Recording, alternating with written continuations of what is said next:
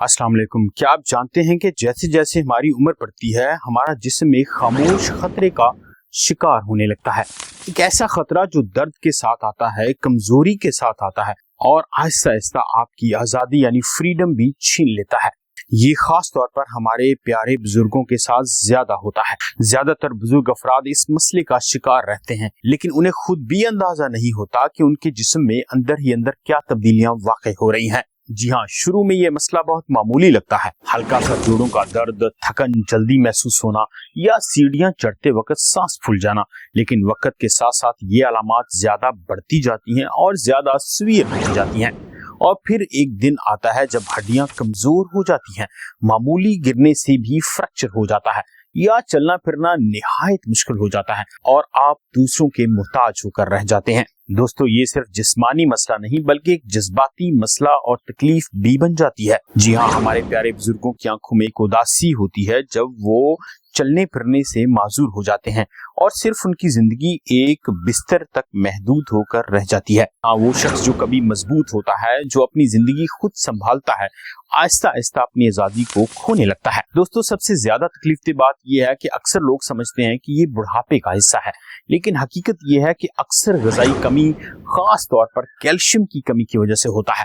और हैरानकुन बात यह है कि बहुत से लोग रोजाना दूध भी पीते हैं, लेकिन फिर भी उनके जिस्म को इतना कैल्शियम नहीं मिलता जो उनकी हड्डियों को मजबूत कर सके। सवाल ये पैदा होता है कि क्या वाकई दूध ही वाहिद हल है, और अगर दूध पीने से आपकी कैल्शियम की कमी पूरी नहीं हो रही तो फिर हल क्या है? दोस्तों, कुदरत ने हमारे लिए ऐसी ग़िज़ाएं पैदा की हैं जो इतनी ताकतवर हैं कि हमें बुढ़ापे में भी जवानी का एहसास दे सकती हैं। जरूरत सिर्फ इस बात की है कि हम उनको जाने और उनको इस्तेमाल करने का तरीका सीखें। आपने अक्सर ऐसे लोग देखे होंगे जो 70 साल या 80 साल के होने के बावजूद बिल्कुल एक्टिव और जवान नजर आते हैं। दोस्तों, फर्क कहाँ होता है? फर्क सिर्फ ग़िज़ा में और थोड़ा सा तर्ज़े जिंदगी में होता है। जी हाँ, कैल्शियम की कमी अगर दूध पीने के बावजूद भी पूरी नहीं हो रही तो इसका जवाब आज की वीडियो में आपको देते हैं। वीडियो को स्किप मत कीजिए, पूरा देखिए। जी हाँ, एक ऐसी आम सी चीज जो आपके किचन में पहले से मौजूद है। मैं बात कर रहा हूँ सेसमी सीड यानी तिल के बीज की। जरा एक लम्हे के लिए यहाँ रुकिए। वो कमजोरी जो आहिस्ता आहिस्ता आपकी ताकत छीन रही होती है, जी हाँ, वो दर्द जो हर सुबह उठने के बाद आपको महसूस होता है, आपको लगता है कि जिस्म पहले जैसा ताकतवर नहीं रहा, तो इसका हल किसी महंगी दवा में नहीं बल्कि एक छोटी सी चीज में जो हमारे घरों में मौजूद है और हम इसे दक्तन फवक्तन इस्तेमाल भी करते हैं। सेसमी सीड्स यानी तिल के बीज। ये सुनने में बहुत सादा लगेगा और शायद आप मेरी बात पर हंसे भी, लेकिन इसकी असल ताकत को जानने के बाद आप हैरान रह जाएंगे। दोस्तों, हकीकत यह है कि तिल के बीज में कैल्शियम की मिकदार दूध से कई गुना ज्यादा होती है और यही वो कुदरती तोहफा है जिसे हमारी पुरानी नस्लें भी जानती हैं, मगर हम आहिस्ता आहिस्ता इन चीजों को भूलते जा रहे हैं। दोस्तों, 100 ग्राम दूध में तकरीबन 125 मिलीग्राम कैल्शियम होता है, जबकि 100 ग्राम तिल के बीज में हैरानकुन तौर पर तकरीबन 1000 मिलीग्राम कैल्शियम होता है, यानी दूध से 8 गुना ज्यादा। वो बुजुर्ग अफराद जो हर रोज दूध पीते हैं लेकिन फिर भी कमजोरी महसूस करते हैं,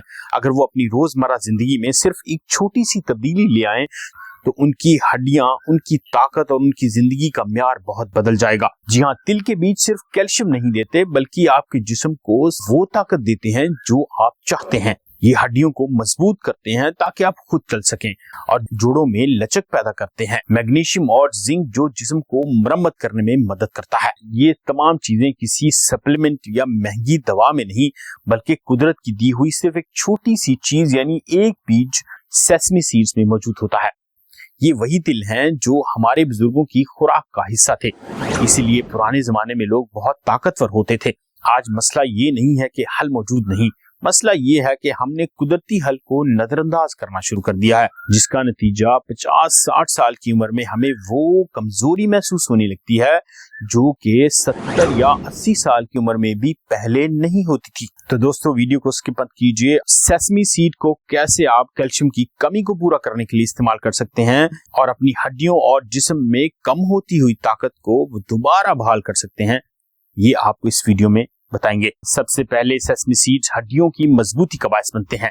तिल के बीज कैल्शियम का एक ताकतवर तरीन जरिया है। ये आपकी कमजोर होती हुई हड्डियों को सहारा देते हैं और वक्त के साथ आपके जिस्म को दोबारा मजबूत बनाते हैं।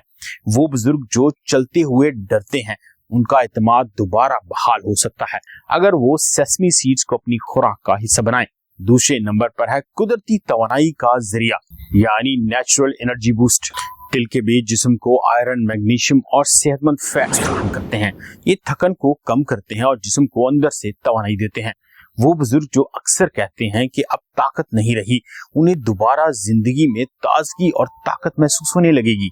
तीसरे नंबर पर है दिल की सेहत। ये बीज सेहतमंद चिकनाइयों से भरपूर होते हैं जो दिल की सेहत के लिए मुफीद माने जाते हैं।